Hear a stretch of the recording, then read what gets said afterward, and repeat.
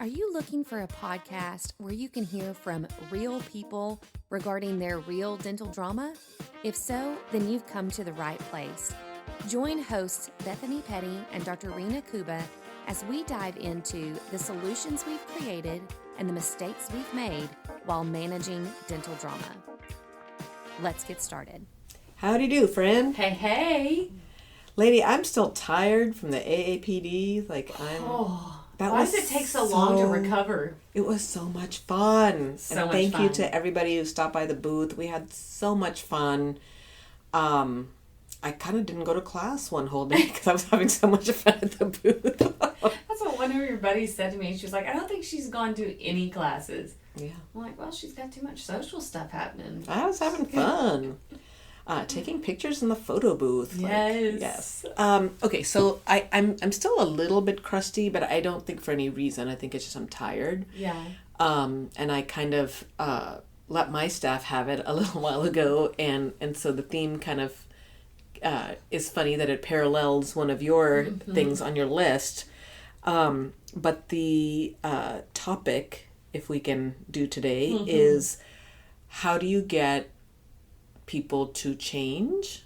And so let me be more specific about that. Like, if there's protocols that we want to be followed in our practice, or a system, or whatever, it may be verbiage, I think, and we do the training. And when I say in my office, we, meaning I maybe talk about why this is important and this is what we're doing. And then usually you're right there next to me going, yes, I agree. Yeah. And, Kuba maybe had these wacky ideas, but these two pearls, and let me build on the pearls because she's right about these 2 points. And then we may do like scheduling institute training, or we go to the Southwest Dental Conference and we take a class on blah, blah. Or in our case now, we went to AAPD and I made everybody sit in on presenting treatment plans effectively, right? So, and then we come back and I'm like, okay, well, what all did y'all glean from this? Share your pearls. What do y'all think? And we had one person that was like, well, we need to XYZ. Have consistency in our verbiage. Yes. And I'm like, yep, I agree. Go a little further. What are you talking about? Well, I think if we all did blah, blah, blah, blah. And she wasn't wrong. But I finally, again, because I'm kind of tired and not in the mood, I was like, okay, I'm going to be very direct and blunt. And you were in the meeting, and I made sure not to look at you because I know you would be like, what the hell are you doing? Shut it. And I was like, I don't want to shut it. I'm going to dig my hole and I will go sleep in it. I'm going to speak today. Yes, my truth. And my truth was, and I just said, okay, well, yes, it would be nice if we were all equally trained and equally versed in doing treatment plan presentation. And I said, I am not trying to be offensive, y'all. I really am not. But let me put it this way. The people that I asked to do treatment talks are the ones who understand the dentistry and know what the pros and cons are of each treatment that we're presenting. Because when a parent hits me with, well, why can't we just do a filling instead of the pulp and crown? And if somebody is to go, well, yeah, I don't know why we can't do a filling. Game over. That is useless to me. You do not need to be in that room. If the parent's like, well, why can't we just do a filling? And your response is, well, the doctor said pulp and crown. And then the parent goes, but I want a filling. But the doctor said pulp and crown. That is ineffective. You've not dug enough to figure out why the parent is stuck on filling. Do they think it's cheaper? Do they think it's prettier? Do they think a crown is like what they have? Like, what is it about it? And you're not digging, you're just going in circles. Yeah. So, and I see a lot of the same with insurance up at the front. So anyway, and then I said, and then the rest of it is, are you reading the room? Are you reading the personalities? I was like, so there's a lot to having these conversations, and not everybody can do them, honestly, but by meeting all the criteria. Because we have some on our team who know the dentistry, but they're not good at talking with parents that seem difficult. they get nervous and they start stuttering over themselves. We've got others that are very confident talking about the parent, but their verbiage and dialogue and the actual knowledge and information they're sharing is wrong. Right. It is wrong.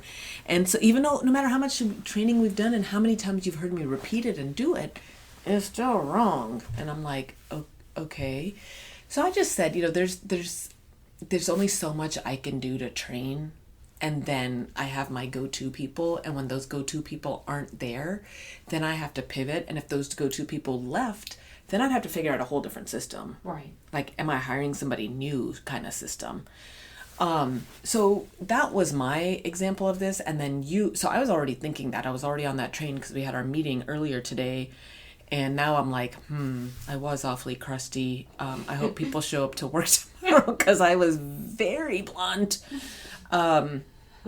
But it is what it is. And then you hit me with, you've got a client. Mm-hmm. Do you want to? Yeah. So it was a slightly different situation, but the same content, which is she's invested all this time into training her business team members. She went through a lot of recent changes in her practice as far as dropping insurance. And so we put a lot of time into building a really good plan for how to say things, when to say things, what to say specifically. And my client keeps getting these patient complaints and when the patient talks about how it was explained, it's not according to what we had trained on. And so her frustration mimicked yours when you were talking about your situation today, where it's like, what do I have to do to get these ladies to execute what we've talked about? We've trained, we've talked, we've gone back and trained and talked again, and it just doesn't seem to be sticking. What are your options at that point? So similar to what you just said, it's like you've got your two people that, thank goodness, they do implement, they do follow your advice and what you've trained on. They're confident in what they're saying. But if you lost those two and you have people that have bits and pieces but don't have the whole package, or they're just poor at implementation, like, what do you do in that situation? For my client, these two ladies are what she's got. So she's in a rock and a hard place because she's like, I need this to work with these two ladies. I don't have a backup option, but how do we get it to stick? And so I do think it's a frustrating place for practice owners or managers to be in, because you've explained what needs to happen, you've trained on it, you've invested time and energy into it, and it's highly frustrating when it just doesn't seem to get implemented. So I guess to me, my question is then why? Yeah. So in my case, I don't think I've got anybody who's just like, nope, not gonna do it. I really do think I have a ceiling issue. Like, I've got, again, and you go back to personalities, and we go through personalities, and we go through all of this, and I think there's just some people that are so good at XYZ, and they are terrible at ABC. Yeah. And so I guess my thought is it's not an attitude issue. Right. And so I've discerned that, I've teased that out over the years and gone, if you're not doing this right, it's because you literally can't. It would be like asking me to do math problems all day. Like, it's not that I don't want to, but if I literally can't do this math, this equation, this physics, like I cannot, no matter how much you sit and train and tutor me, it is just not going to happen. And I wish it could. I would do my best to try, but it's just not going to be what we need it to be. It's not in the cards. So I can totally relate to that. Mm-hmm. I think my questions for your client would be, because when I asked you why, or what has been, like, do they not see these patients getting upset, or do they, and I think you said, what did you say, that they were just like, well, it works for us. This is what works for us. So I think you hit the nail on the head, that I think first and foremost we need to evaluate is what we're expecting out of this person possible, or is it truly not in their wheelhouse? To me, that's kind of step one. If we know that they're capable, or that they've got the right personality to do XYZ, whatever we're asking them to do, that's got to be kind of step one. And then I think step 2 is, are they just fundamentally disagreeing with you? Which is what it made it sound like Yeah. when you said they were like, well, this is what works for us. Mm-hmm. And that, my response to that is, oh, is it then? Yeah. Because that's a different problem. And I think that's where we were, a year-ish ago when we were going through all of this. Without a doubt. And we were going in circles and circles and training. And oh my God, the number of hours and training sessions we had. And then never, even beyond training, the conversations, the follow-ups, the why didn't this get done? It's an infuriating cycle to be in. Yeah, it's a crazy cycle. Like, you feel like a crazy person. Yeah. And at that point, then you're just like, okay, you two are, doing your own thing.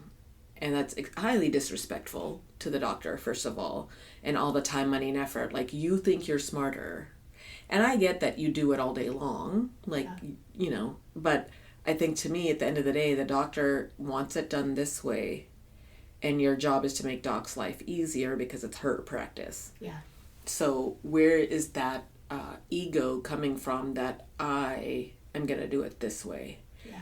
Now, I can see where you feel like your way is better. So that, I guess, to me, the next question is, are we sure it's not working? Like, how does this doc know?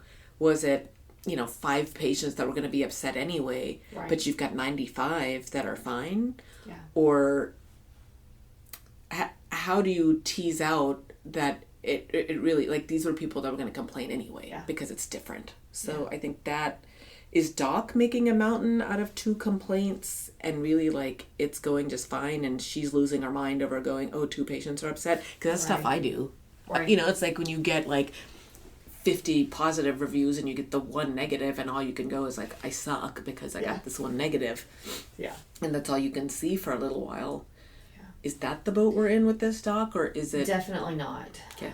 Definitely not. So you and I have talked a lot about insurance drops and navigating those successfully. And I tell people all the time about your most recent drop with Delta was one that I had the lowest expectations for as far as patient retention. And so without going too far on a rabbit trail, I'm going to say, you're exactly right. We first need to evaluate what the team member is saying, because maybe their system and what works for them is what's best.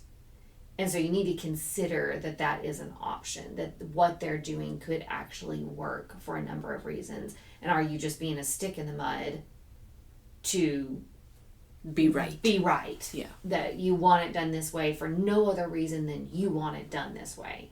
Okay, well, people aren't going to adopt those systems over time because they realize there's a better way to do it, but you've handcuffed them to prevent them from doing it in that way. And that can be extremely frustrating for an employee to be in, a place for the employee to be in. So I do think that's like a super important point in this.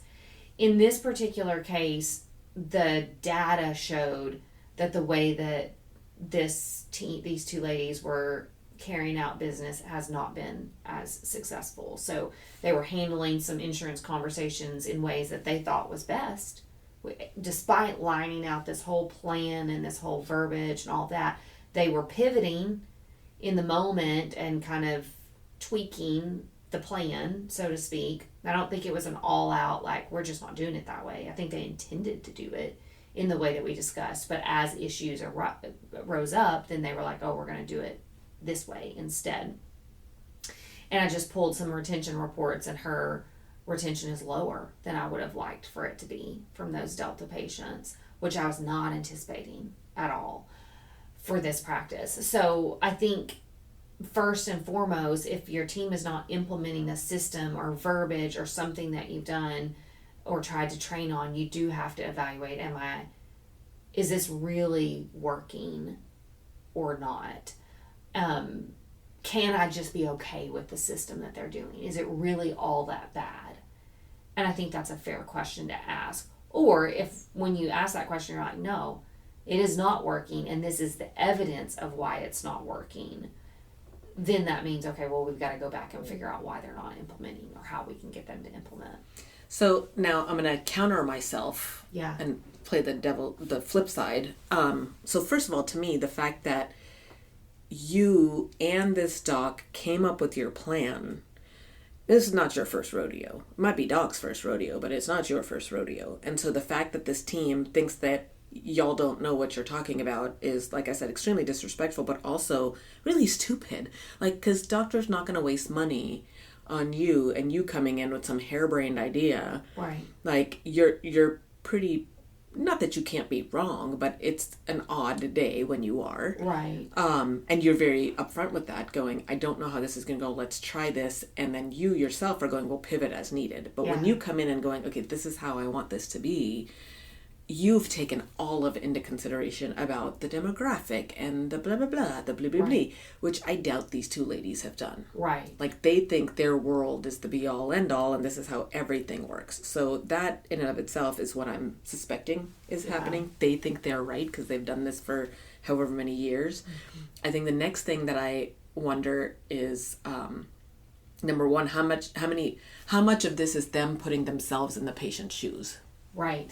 And so it's kind of like when we say, you know, don't put yourself in the patient's wallet. But if you yourself are going, they charge $300 for a stainless steel crown, I would never spend that. So I'm not going, I can, that's the vibe. I wonder if they're going, if somebody told me that I was out of network and I had to pay money, I would just leave that office.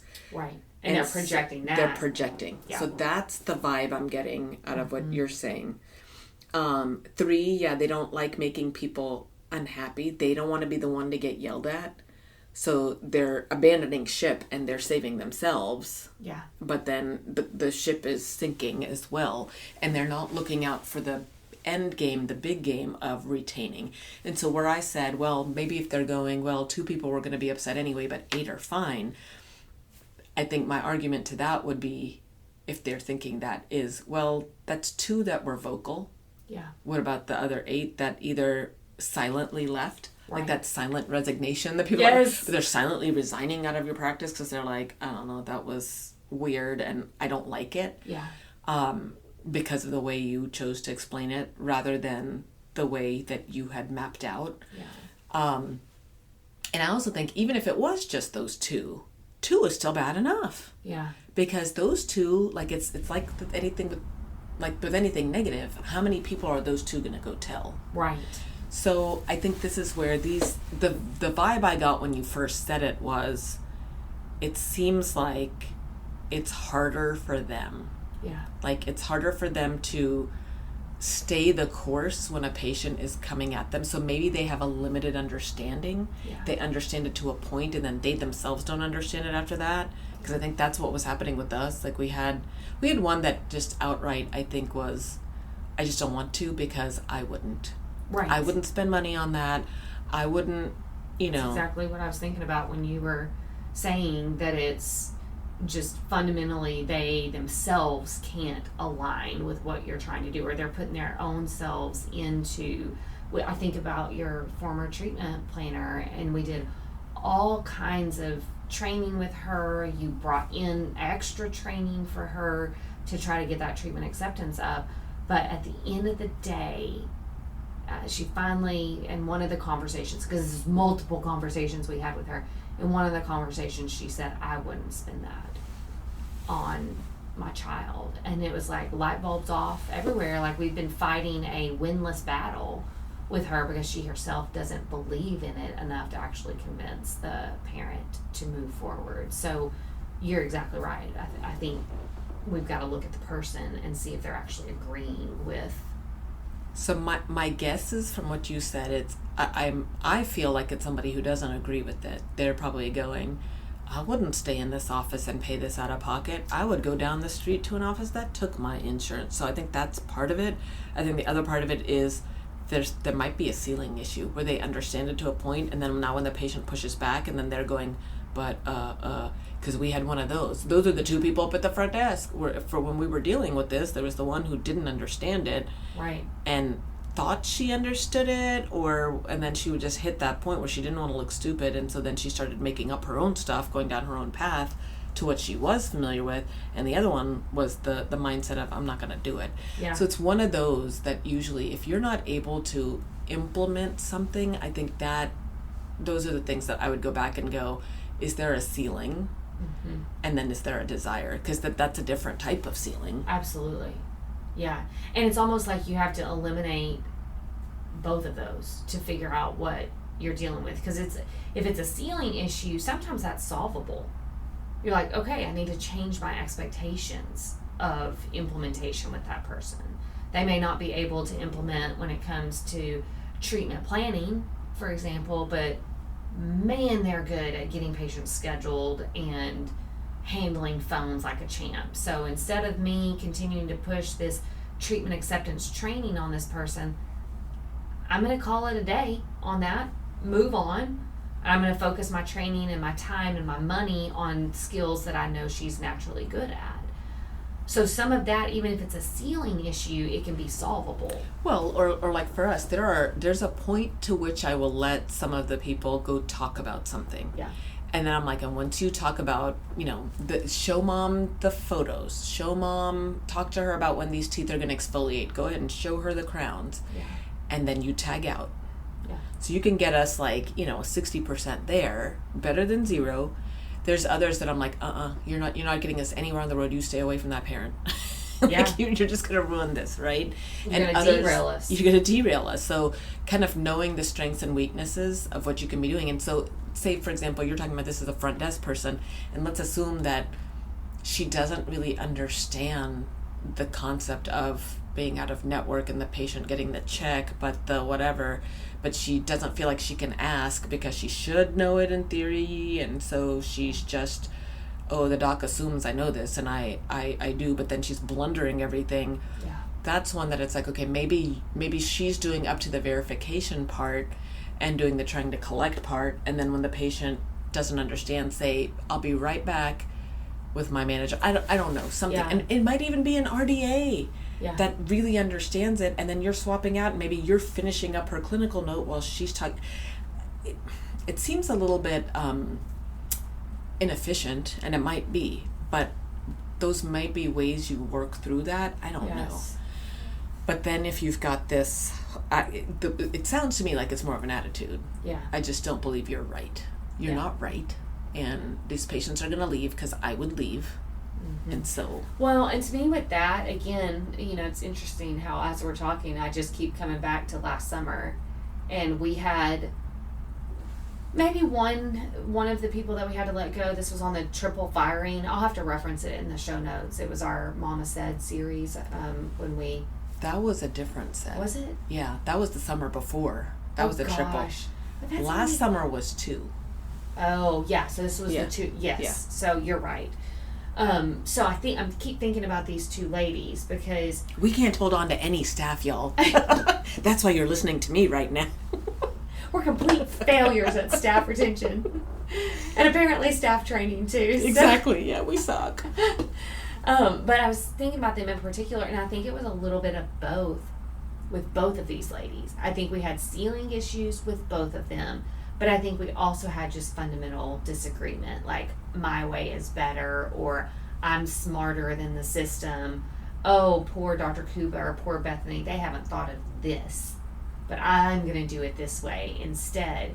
And so I think some of it was ceiling and not being able to execute, and some of it boiled down to attitude. And I think attitude can reveal itself in a lot of different ways. These ladies that I'm referring to now with my other client, I think it's more of like, nah, this works for us. This is the way we're going to do it.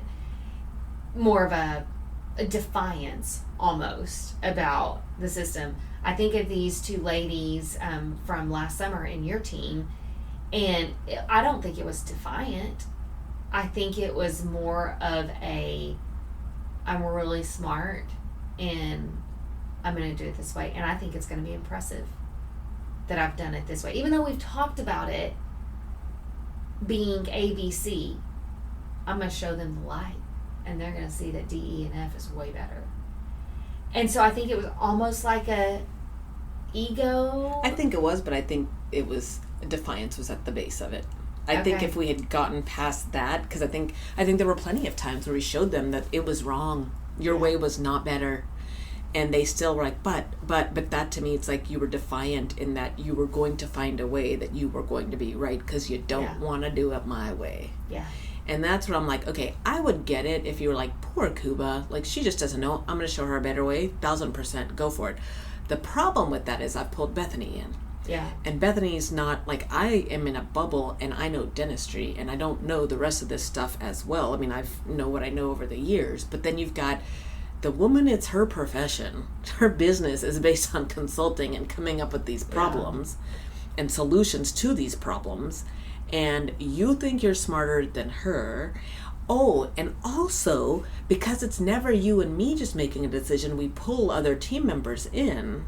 Yeah. You are smarter than all of us put together. It boils down to, I don't want to do this another way. I want to do it my way. Yeah. And then you convince yourself that you're doing it your way because it's better and smarter. This is what you do. You're tasked with the front desk. And of course, I know what our patients want and don't want. Yeah. And honestly, I went along with it for a while because I was like, you have years of experience. Both of them had years of experience in other offices and all of that. And ultimately, what it came down to was, y'all do not want to do it our way. Yeah. Period. Yeah. And so they were out and we've been chugging along since. So it really is, especially when you're almost a year on the other side of it. It is so refreshing to know. I was, in your practice day and up at the front pulling reports, and I've told you this before, but with your current team that you have in place, I'm often struck by how smooth it is and effortless. Sometimes to the point where it's jarring, where I'm like, okay, we have way less people than we've ever had at the front. Like, it should feel chaotic or traumatic, and it's just smooth.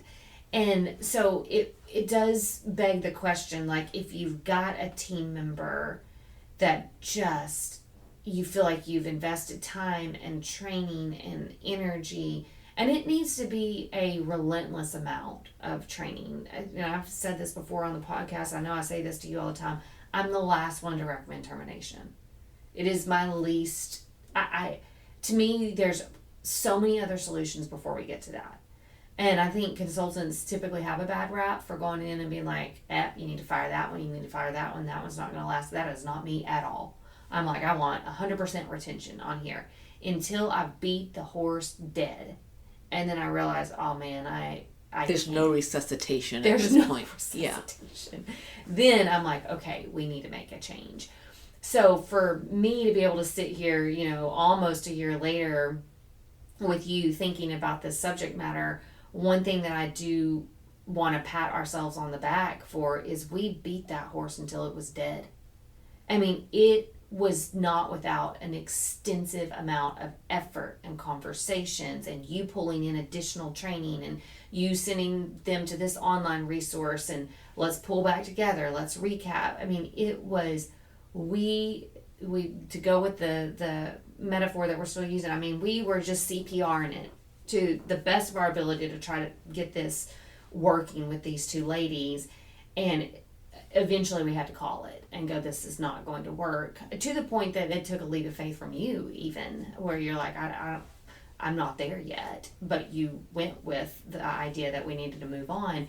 And so to see on the other side that you've got two ladies on your team that are smart, quick to implement, on top of things.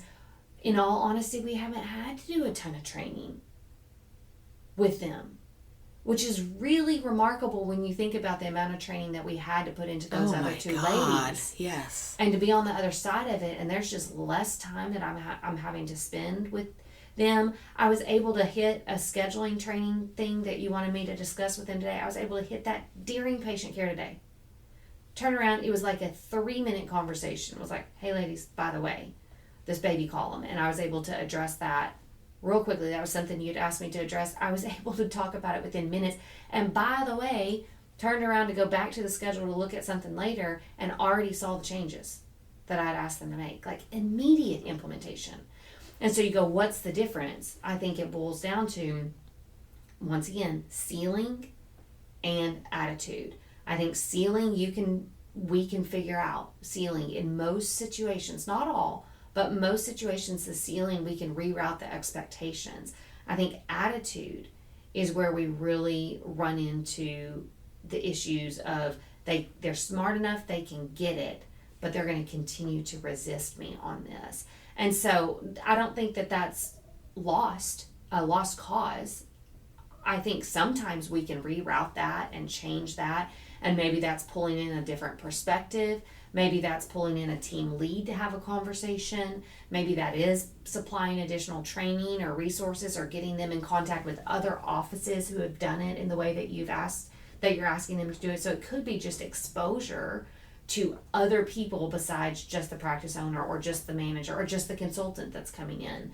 But at some point, I guess that, to me, like looking back on it, I think normally I do agree with that, and I probably do that still more than I should, but I think I have at least 4 people I can think of in the last less than a year that I'm like, why was I rerouting and working so hard on that? And I think I was, because to me, I thought I was the failure. Like, I thought I'm the one who, I haven't shown you enough, I haven't talked to you enough, I haven't given you enough examples, like, you must be not getting there because I haven't done my part. And now looking back at it, I'm like, all 4 of these people, some are that still work with me, but still 4 people that I'm kind of going, dude, I should have stopped trying so long ago. Yeah. So I think, I guess I don't have a definitive whatever with it, but to me, I'm like, if I've tried 3 different types of ways to train you and we're still not getting it, like, in my mind, that might be my limit at that point. I'm not going to try 8 anymore. I'm going with 3.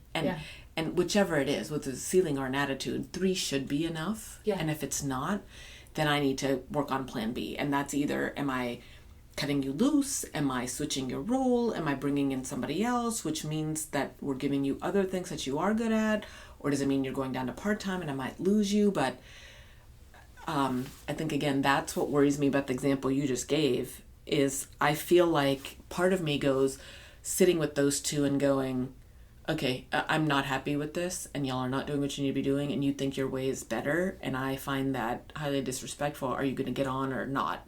Yeah. But I don't think that's going to do anything, because they're probably going to go, no, we'll do it your way. We did it. Or they'll come back and say, no, your way is stupid. Like, yeah, I don't see it going great either way. I almost feel like it almost needs to be shaken up, where you do bring in somebody else, whether it's a clinical team member, and now they're like, wait, why is Sally up here with us? But that's my job. Yeah. I'm letting Sally take a try at this now. Sally, you've read the training materials. I know we role played back there. You get in there, and all the rest of these patients I call with Delta, you called Sally up here. Well, don't y'all need her in the back? We do. Well, we're going to figure it out. But I need somebody to implement this my way. So this is what we're doing. Now, I know that's easier said than done. Maybe you don't have a Sally that gets it any better. Maybe you can't spare the person. But I think that would be my next suggestion, is think outside the box and figure out who and how you can get in there. Yeah. To do that part. Or if it just gets to a certain part, maybe you're outsourcing the rest. Yeah. Maybe it's like, never mind, I don't have somebody here who can handle insurance effectively. I'm now tagging in XYZ company to come do this. Because if the team is like, wait a minute, that was our job. Yeah, but it wasn't being done, and I didn't have any other resources. Bethany I'd already, it seemed like we were just not moving anywhere. So now I had to think outside the box to get in resources to do it the way we need it done. Yeah. Yeah. And sometimes that little bit of fear is just enough to reduce an attitude.